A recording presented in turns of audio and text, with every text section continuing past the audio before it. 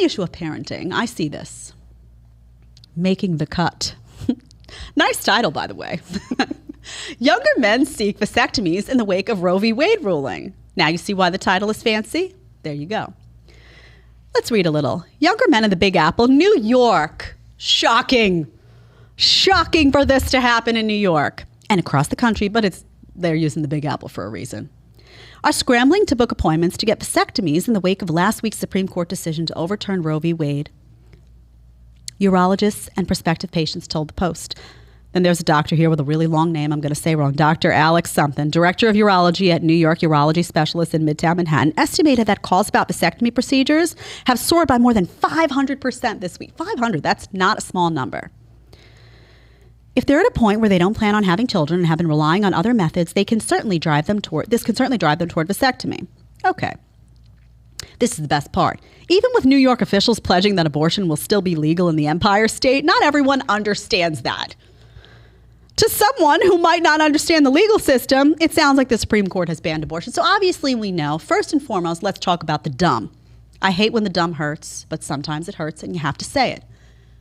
No one has banned abortion. What they did, again, returned it to the states. Nothing is going to happen to abortion in New York. Nothing. If anything, maybe they'll expand it, just to be a little extra spiteful.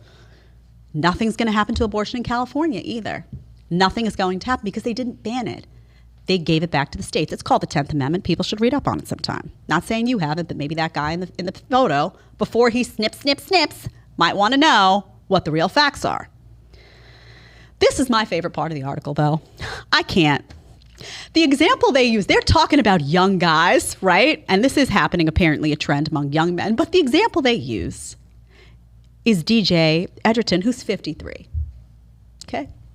I nearly passed out from the laughter reading this for many reasons. We need to read it together, and there are many reasons why. DJ Edgerton, 53, who's single, he splits his time between Manhattan, Newport, Rhode Island, and Sarasota, Florida, isn't convinced abortion rights are secure in New York.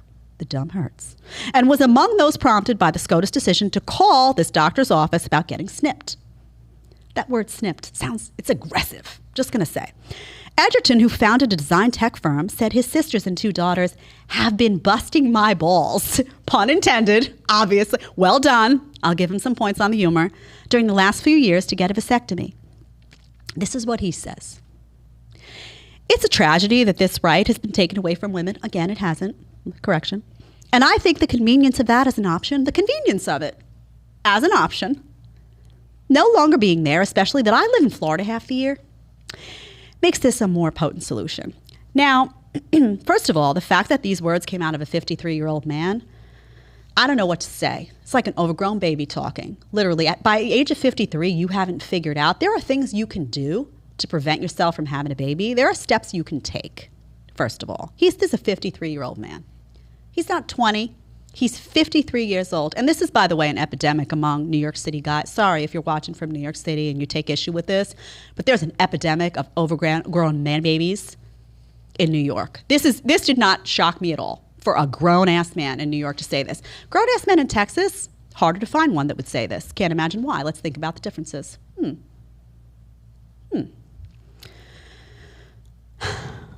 What bothers me about this, again, you can get a vasectomy if you want. I don't care what you do. It's your body. It's not mine. I'm not telling you what to do. What bothers me about this is the way that a grown man talks about abortion. Again, we're not talking about a baby. It's not that serious. It's just like a convenient option. So I get to be irresponsible. I get to just bounce from coast to coast. And I know that if I'm irresponsible, it'll just be covered. Someone will just go in and get an abortion. End of story.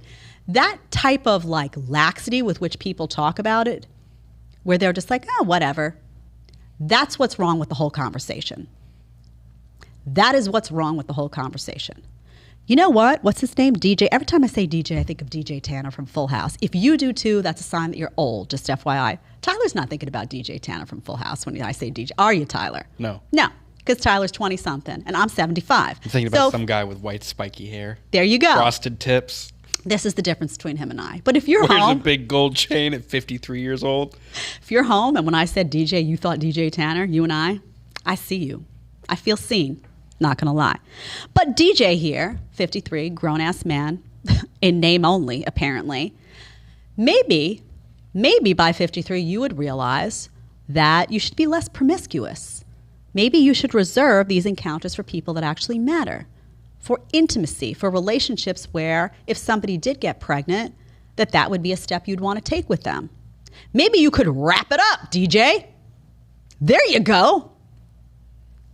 There are things you can do, and I'm not saying they're foolproof, but that's why you should only be engaging in behavior with people where if something happens, you're like, you know what? I welcome that. Let's start a family. Sex should be taken seriously. This is a note for everybody young out there, too. Sex should be taken seriously. It's not taken seriously anymore. It's a big problem. We're going to get to that at the end, by the way. But I just can't believe, and people say, you know, when stuff comes up about New York sometimes with New York guys, I always have, it's so funny, I have a lot of male friends. Some of them live in the South, Texas in particular. I love the guys in Texas. They're like, that can't be really how guys in New York. And I'm like, this is just an average guy. Your average 50-something-year-old in New York acts like he's, 28, and the brain has not evolved. And there's a lot of just, it'll be, it's an easy fix, whatever. Nothing is serious. Sex should be serious. If DJ hasn't figured that out by 53, I don't know who can help him. Maybe his sisters can have a conversation with him. I don't know. If you like the short clip, you can catch another one here, or you can catch the full episode right here.